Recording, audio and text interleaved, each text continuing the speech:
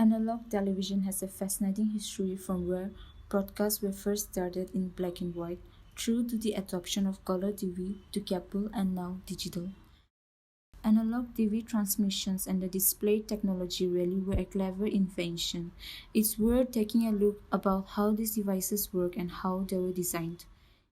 Digital video is a descendant of analog video, and everything around us is analog, even though we capture the pictures we see on digital video. Back in 1940s, the DV camera made pictures using a camera tube, and the live scene were focused through a lens onto the face of a photosensitive plate at the front of the tube. That surface was scanned with a stream of electrons, which turned the original brightness and darkness of the scene into a constantly fluctuating voltage. The brighter the image at a particular point in the scene, the more voltage will be produced by the camera tube. The electron beam is then moved left to right and top to bottom to cover the entire surface of a photosensitive plate by two coils of wire around the camera tube. The signal received from the camera is sent to a television monitor, which consists of a CRT, cathode ray tube. The CRT consists of cathode, which produces a beam of electrons.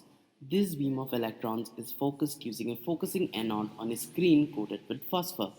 When an electron beam hits the screen, it causes fluorescence there. The intensity of the light emitted depends upon the strength of the electron beam, which itself depends upon the voltage provided by the signal. The electron beam, before reaching the screen, passes through horizontal and vertical deflectors, which is used to bend the path of light.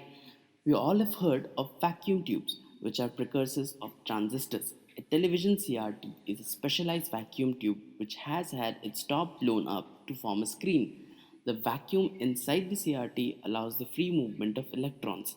The CRT also consists of an electron gun housed at the rear, which acts as a cathode. The flyback transformer generates high voltage in the anode to attract the electrons to the front of the screen. Right next to the cathode, we have a deflectors known as deflection yoke. The yoke is made of two electromagnets that surround the neck of the tube, and they work together to move the electron beam around to create the original picture frame. The electron beam is moved left to right and top to bottom to cover the entire surface of the photosensitive plate by the two coils of wire inside the yoke. When a voltage is applied to a coil of wire, the coil starts behaving as an electromagnet.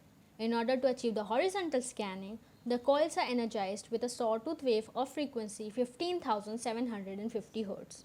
This moves the beam gradually from left to right across the screen in diminutive time of 63 millionth of a second. Simultaneously, the second set of coils is fed with another sawtooth wave with a frequency of only 60 Hz. This forces the beam to travel from top to bottom of the screen. So now we have a fluctuating voltage that represents all the lightness and the darkness in a scene. When observed closely, the images on a black and white TV comprise of continuous lines rather than pixels. The deflection yoke makes a pattern on the screen called the raster. As the raster is drawn, only every other line gets filled in. This is known as field. Because of the lack of higher bandwidth, the screen is only filled 30 times a second. By skipping every other line and repeating the scan to fill in the gaps, the screen is redrawn 60 times a second. Now, the question arises, how does a TV display an image? Let's assume we want to display this on the screen.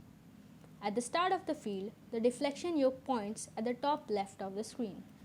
Moving towards the right, the beam changes its intensity based on how bright the image should be.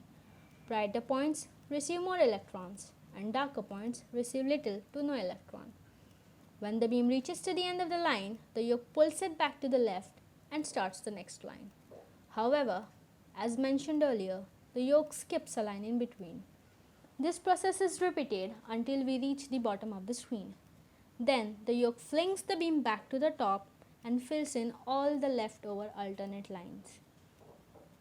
As opposed to what's expected, the vertical deflection occurs in a constant downward motion.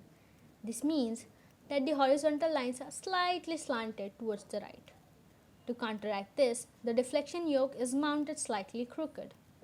This tilted travel is also how the interlacing occurs. The next line starts at the same height as the end of the first. This, however, creates a gap.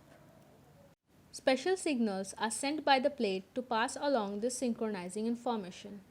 When the picture information is passed to the screen, the image falls below the level of the darkest portion of the image, also known as blanking. This tells the monitor to stop displaying the scene. In order to ensure that our screen doesn't drift off frequency over a long time, we send a horizontal and vertical sync pulse for horizontal and vertical blanking space respectively. This reminds the screen to resynchronize at the end of every line. The pulses are sent 15,750 times a second for each line. For interlacing, another set of pulses is required along with the vertical pulse. One group of 6 equalizing pulses is placed before as well as after the vertical pulse. The equalizing pulses make sure that the interlacing takes place in a correct manner and start scanning at proper points. As far as the audio is concerned, the working is pretty similar to the FM radio stations. After synchronizing the television's raster with the horizontal and vertical components of the signal, we get our image.